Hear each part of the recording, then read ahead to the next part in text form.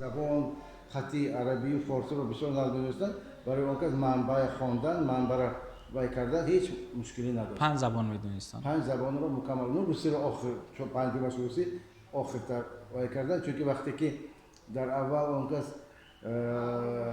1919 سال مرسیلیزه رو مشنون با زبان روسی اون کس اینقدر نمیفهمیدن.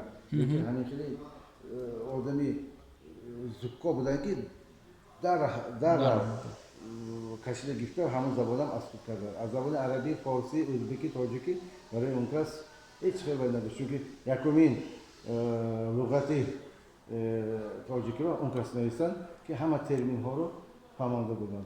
برای همین اون کس انتولوژی ادبیات تاجیک هم اون کس نوشتن.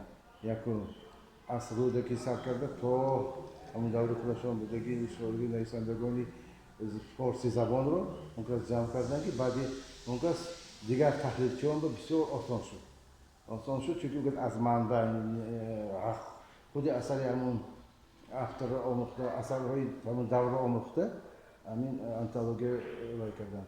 هم خودشان ایجاد میکردن، هم ایجاد کاری علمی میکردن که این یک آدمی بزرگ بودن. برای چی دو خلق این رو پاس میدارد؟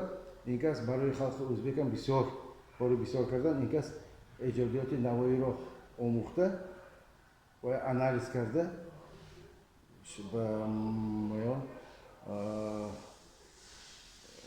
همون چی میگن زباندانی ازبکی، ادبیات ازبکی فهمانده بودن، نوشته داده و نوایی شناسی بزرگ بودن.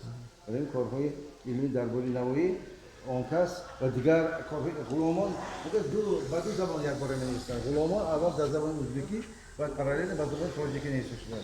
هم تاجیک هم ازبکی اون کس مکمل می‌نویسند. کدام وقتی خود الهام بیاد همون وقت نوشته پاکستانی. حاضر رقم در ما همین با صدرین عینی یک همین با ایجادیاتشون یک ایجادیاتش یک حادثه عجیب روی داد که به نزدیکی مینیستر سیاسی تاجیکستان بیگ ظهورov گفتنی شخص وقتی با اون کس سوال دادن از در دیگر بوره اون کس گفتن که من بسیار کتاب میخوانم.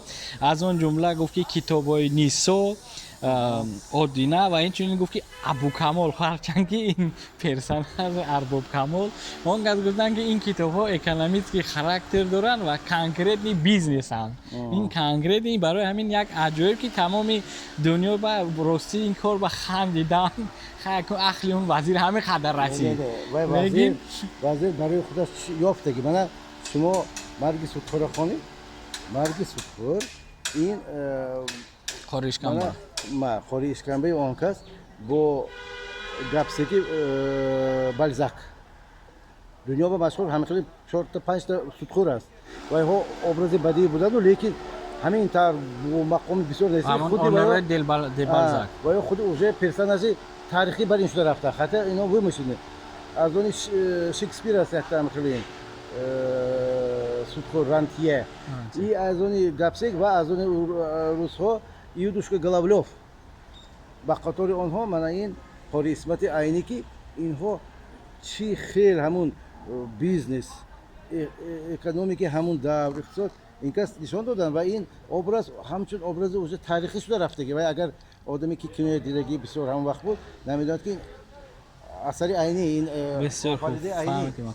لیکن همین خیلی آدما بودگی بانک کار میکردن با همون دوره مناسبت‌های مالیوی خیلی بود بسیار خوب خیلی پول کار کردن در کار و خاری اشکنبه بسیار آدمی خیلی افراطی گنده بود لیکن کلای کار کرده که از جایی نیست پول کار میکرد از هوا پول میکرد. بله